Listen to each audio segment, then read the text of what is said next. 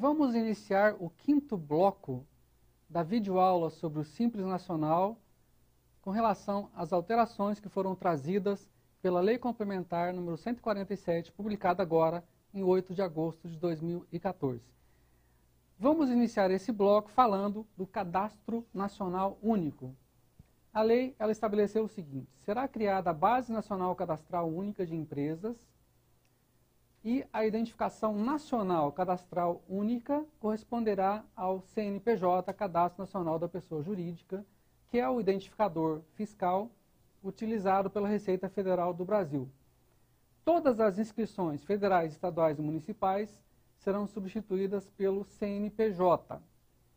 Quando que isso vai acontecer? Depois da implantação da Rede Sim e no prazo e na forma estabelecidos pelo Comitê Gestor da Rede Sim.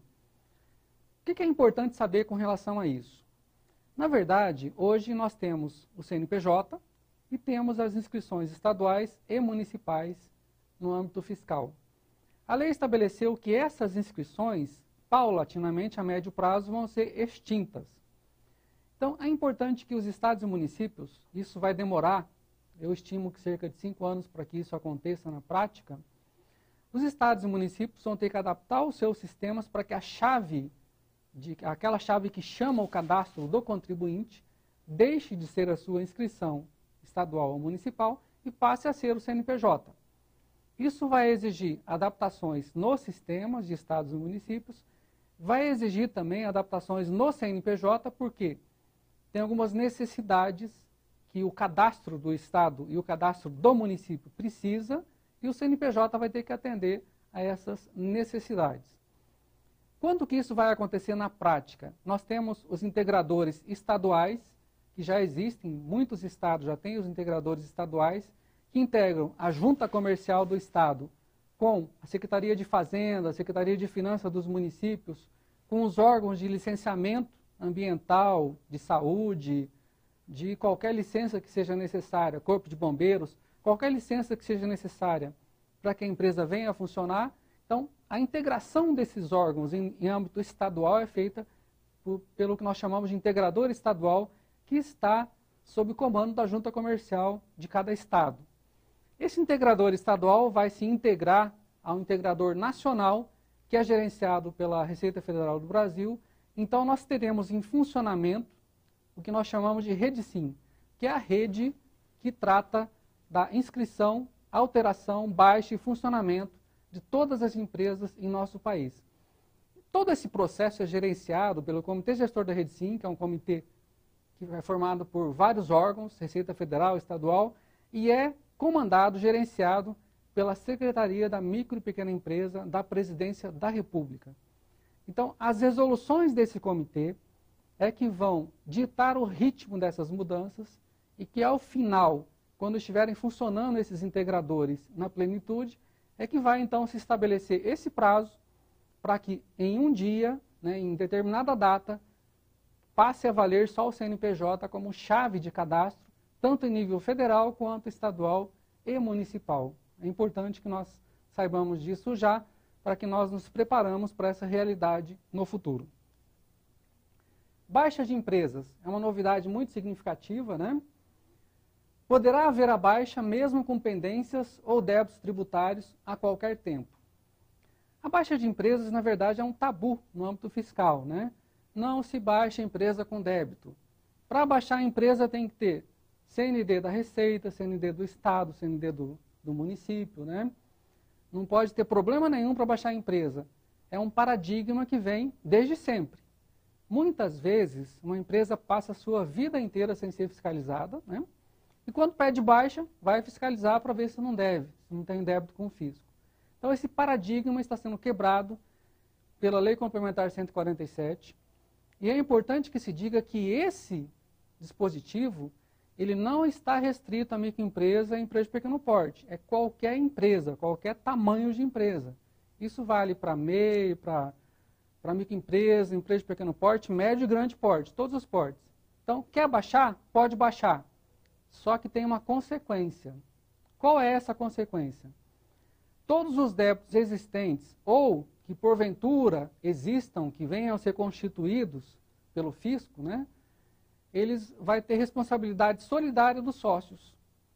Então, baixa, mas a responsabilidade se transfere de forma solidária, não é subsidiária, se transfere para os sócios que estavam na empresa à época dos fatos geradores. Então, quebra-se um paradigma, pode baixar, mas automaticamente se transferem as responsabilidades de forma solidária para os sócios ou administradores que estivessem na atividade da empresa, no exercício da empresa na época dos fatos geradores. É uma mudança bastante importante. Quando que isso vai acontecer? Na verdade, está valendo. É que os sistemas têm que ser adaptados. O sistema da Receita Federal, o sistema das juntas comerciais, os sistemas dos integradores estaduais, onde já estão funcionando, alguns estados já estão funcionando, mas nós acreditamos que deva ser, até o final do ano, os sistemas devem estar já adaptados para que essa baixa possa ser feita da forma como a Lei Complementar 147 estabeleceu. Outro assunto bastante importante é a substituição tributária. As mudanças que foram trazidas pela Lei Complementar 147 valem para 2016. Tem um tempo de maturação, né, para que os estados façam as adaptações necessárias nos seus sistemas, tem que ter convênio do CONFAS regulamentando essas alterações. Mas o que mudou? Houve uma limitação nos produtos sobre os quais pode ser instituída substituição tributária, antecipação do ICMS com encerramento de tributação e também a cobrança do diferencial de alíquota, né? Então, em quais produtos que isso pode acontecer? Existe uma relação bastante grande desses produtos, que a princípio pode assustar até a quantidade de produtos que estão nessa relação de substituição tributária, mas na verdade o legislador optou por ser analítico, né? Em alguns casos houve uma descrição genérica do produto, mas onde houve possibilidade, citou-se não o grupo ao qual o produto pertence, mas citou-se o produto especificamente. Vamos ver aí alguns exemplos, né? Começou-se com aqueles que já são tradicionais, combustíveis, lubrificantes, energia elétrica, cigarros e outros produtos derivados do fumo, bebidas. Então, até aqui nós temos o que nós chamamos de um pouco mais de produtos tradicionais na substituição tributária. Depois vem óleos e azeites vegetais comestíveis, farinha de trigo, e assim vai. É uma lista bastante extensa de produtos citados de forma analítica. Passa depois por papéis, plásticos, canetas e malas. Um exemplo, não se colocou material escolar, né? Não se colocou material escolar, se colocou papéis, plásticos, canetas e malas. Quer dizer, optou-se por não ter uma descrição genérica. Por isso que a lista ficou grande, né, em alguns casos. Definiu-se que apenas nesses produtos do material escolar é que haverá a substituição tributária. Por aí vai. Ao final, tem algumas possibilidades que não são assim tão analíticas, né? São mais genéricas. Venda de mercadorias pelo sistema porta a porta, então nisso pode ter substituição tributária. Nas operações sujeitas ao regime de substituição tributária pelas operações anteriores, um exemplo claro disso é a compra de produtos da área rural, né? E nas prestações de serviços sujeitas ao regime de substituição tributária e de antecipação no recolhimento do imposto com encerramento de tributação. Quer dizer, nos serviços de transporte, então é possível ter a substituição tributária. Uma coisa importante que a lei complementar trouxe é que isso vai ter que ser regulamentado por convênio do CONFAS. Todo mundo vai ter que participar, a lei até previu que o Comitê Gestor do Simples Nacional vai participar, setores envolvidos vão participar também, e nós vamos ter que fazer isso, no máximo, até o primeiro semestre do ano que vem, para que em 2016 já esteja valendo da forma adequada. Em alguns produtos, a lei estabeleceu o seguinte, por exemplo, massas, biscoitos, né, produtos alimentícios, alguns produtos alimentícios, vai ter ST, mas desde que a indústria fabrique em escala relevante, né, naquele segmento. Então, uma pequena indústria de biscoitos não vai ter ST. Uma grande indústria de biscoitos vai ter ST. Tudo isso vai constar da regulamentação do convênio que vai ser feito pelo CONFAS. Outra mudança importante é com relação ao prazo de recolhimento. Isso foi para proteger a micro e pequena empresa com relação ao fluxo de caixa, né? Por muitas vezes o produto está sujeito a ST, tem o recolhimento antecipado do ICMS, então, mas o produto nem foi vendido ou foi vendido a prazo, então dá um descompasso no fluxo de caixa da empresa optante pelo Simples Nacional. Nesse caso, o que se estabeleceu é que essa empresa vai ter pelo menos 60 dias de prazo para fazer o recolhimento da substituição tributária com encerramento de tributação ou sem encerramento de tributação. Então, na verdade, esse prazo foi estabelecido para resolver o problema de fluxo de caixa. Esse item tem que ser regulamentado pelo Comitê Gestor do Simples Nacional. Ele não é automaticamente aplicável. Nós já estamos trabalhando nessa regulamentação e acreditamos que em curto prazo de tempo nós já possamos editar a resolução que trata desse prazo de 60 dias para esse recolhimento. Outra coisa bastante importante foi que as obrigações acessórias relativas à substituição tributária, também, a exemplo das demais, vão ter que estar no portal. Então, os estados, por meio do CONFAS, vão ter que construir um aplicativo.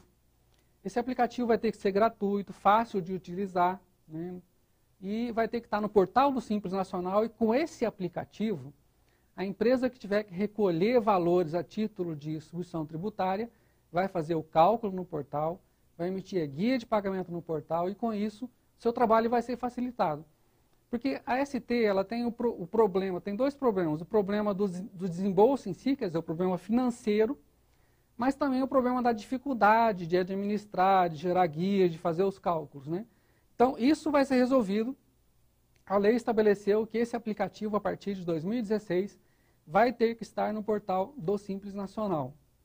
Assim como vai ter que estar no portal os documentos fiscais eletrônicos, como eu já disse no bloco anterior, inclusive a empresa que está sujeita à substituição tributária, ela vai ter que necessariamente emitir os documentos fiscais por meio eletrônico. Tudo isso, então, é para 2016, mas é importante que nós tenhamos conhecimento disso e temos muito trabalho a fazer para a adaptação de sistemas para que as empresas possam cumprir com suas obrigações de forma mais fácil e célere a partir de 2016. Com isso, então, nós terminamos o 5º bloco sobre as alterações trazidas no Simples Nacional pela Lei Complementar número 147, publicada agora em agosto de 2014.